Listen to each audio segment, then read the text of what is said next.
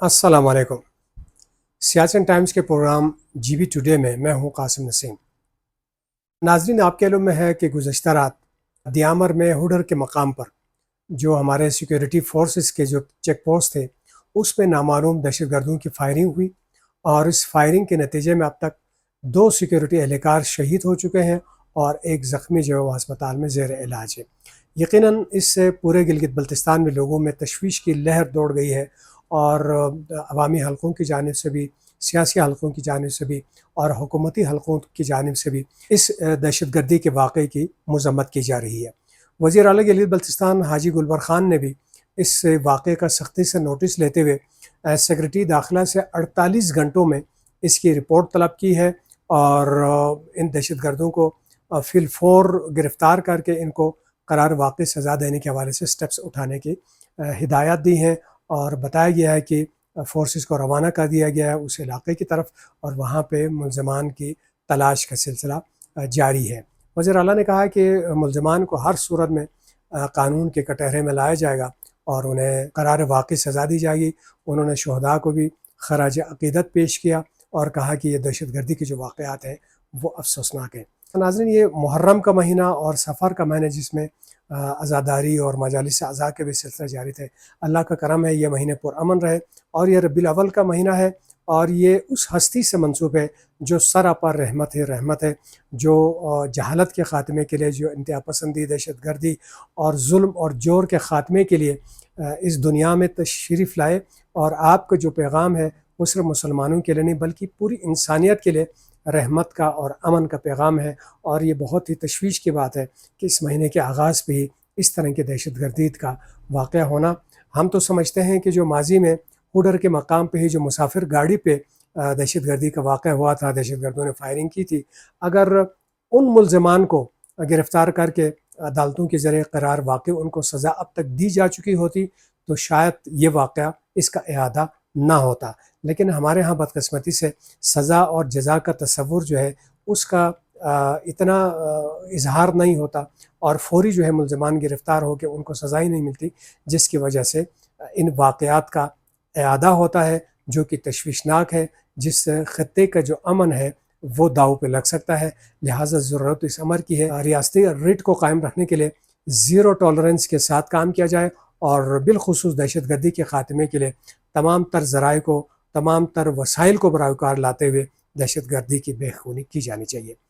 और इस वक्त पूरे गिलगित बल्तिस्तान में जो सैलाब की सूरत हाल रही, अब अल्लाह के करम से गिलगित बल्तिस्तान में हालात बेहतरी की जानिब जा रहे हैं, लेकिन बदकिस्मती से मुल्क के मुख्तलिफ हिस्से और बिलखुसूस पंजाब जो है इस वक्त सैलाब की मुश्किल हालात से दो चार हैं। गिलगित बल्तिस्तान में क्योंकि अभी आगे सितंबर के मिड के बाद से रात की सर्दियाँ शुरू हो जाती हैं, फिर सर्दियों का महीना शुरू होना है, तो तमाम मुख्तलिफ अज़ला में लोग ख़ेमों में है, खुले आसमान तले हैं, इनको शेल्टर की फराहमी जो है मौसम सरमा के आगाज़ से पहले की जाना ज़रूरी है। और जो बहाली के काम है, कहीं पे सड़कें ब्लॉक हैं, कहीं पे बिजली के मसाइल हैं, पीने के पानी के सिलसिले रुके हुए हैं, वाटर चैनल्स डिस्टर्ब हैं, इन सब पे तरजीही बुनियादों पर काम होना चाहिए। और बिलखुसूस बल्तिस्तान के जो दूर दराज के इलाक़े हैं जो हाइट पर भी हैं और ज़्यादा सर्दी उनमें पड़ती है, तो उनकी तरफ से ये शिकायतें भी सामने आ रही हैं कि उनको प्रॉपर तवज्जो नहीं मिल रही। तो हमारे कतिशो समेत गांछे के जो इलाके हैं, शिगर के जो इलाके हैं, उनके ऊपर भी खुसूसी तवज्जो की ज़रूरत है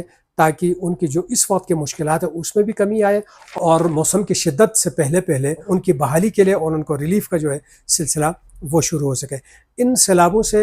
एक नुक्ता जो सामने आया, वो जो गुलाफ 2 का प्रोजेक्ट था वो यूएनडीपी के ताउन से चला, 10 अरब रुपए के लागत से इसके ऊपर काम हुआ। लेकिन हमने जो अपने मुशाहिदे में देखा, इस प्रोजेक्ट के ज़रिए सिवाय workshop, lunch, dinner, exposure visits, इनके अलावा अमलन जो है काम नहीं हुआ था, जिसका नतीजा हमारे सामने आया। छोटे छोटे इलाकों में भी जो छोटे अगर बारिश भी हुई उससे भी नुकसानात हुए और ख़ास तौर पे इस प्रोजेक्ट के तहत बताया गया था कि अर्ली वार्निंग सिस्टम के ऊपर काम किया गया है, लेकिन बहुत सारे इलाकों में तो इस अर्ली वार्निंग सिस्टम का वजूद नहीं था। लेकिन मीडिया से रिपोर्ट हुई है कि जहाँ जहाँ अर्ली वार्निंग सिस्टम लगाए गए थे उन मकामात का सही यानी इंतखाब सही नहीं हुआ था उन जगहों का कि सैलाब आते ही सबसे पहले उसी अर्ली वार्निंग सिस्टम को ही हिट किया, तो जो कि इस प्रोजेक्ट्स की ناکامی کی جانب اشارہ کرتا ہے، تو لہٰذا ضرورت اس امر کی ہے کہ ان معاملات کی تحقیقات کرا جائے، اور آنے والے وقتوں میں، کیونکہ بتایا جا رہا ہے کہ آئندہ آنے والے سال 18% اس میں جو گلف پی ایم میں بھی اور جو کلاؤڈ برسٹ کا سلسلہ ہے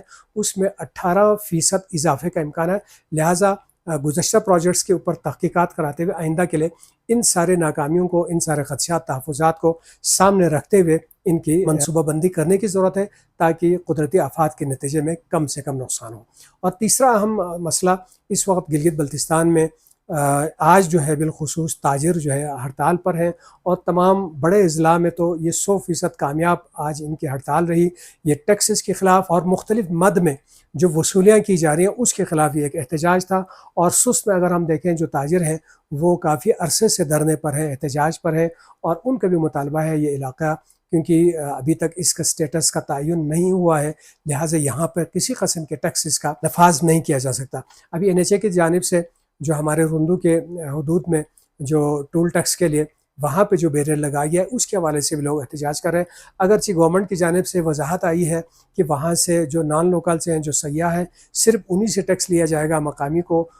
استثناء قرار دیا جائے گا، لیکن اس کے باوجود لوگوں کا کہنا ہے کہ کیونکہ یہ ٹیکس فری زون ہے، اور جب تک آئین کا دائرہ یہاں تک پھیلائی نہیں جاتا، جب تک مقتدر ایوانوں میں نمائندگی نہیں ہوتی، تب تک کسی قسم کے واجبات اور ٹیکسز جو ہے یہاں لاگو نہیں کیے جا سکتے۔ تو ضرورت اس امر کی ہے کہ اس کو گلگت بلتستان اسمبلی میں زیر بحث لایا جائے، اور جو منتخب نمائندے ہیں اور دیگر جو تاجر اور دیگر جو سٹیک ہولڈرز ہیں ان کو ایک جگہ پر بٹھا کے گورنمنٹ ان سے ڈائلاگ کرے، اور آئین اور قانون کے مطابق جو راستہ نکل سکتا ہے وہ نکال کے اس مسئلے کا حل ڈھونڈا جائے، تاکہ یہ جو پیک سیزن ہے تجارت کے لیے بھی، کمانے کا بھی، سیاحت کا بھی، اس میں یہ معاملہ ڈسٹرب نہ ہو۔ تو ناظرین، یہ تھی آج کی کچھ اہم خبریں۔ آئندہ ہفتے پھر تازہ ترین خبروں کے ساتھ حاضر ہوں گے، تب تک کے لیے اجازت دیجیے گا۔ اللہ نگہبان۔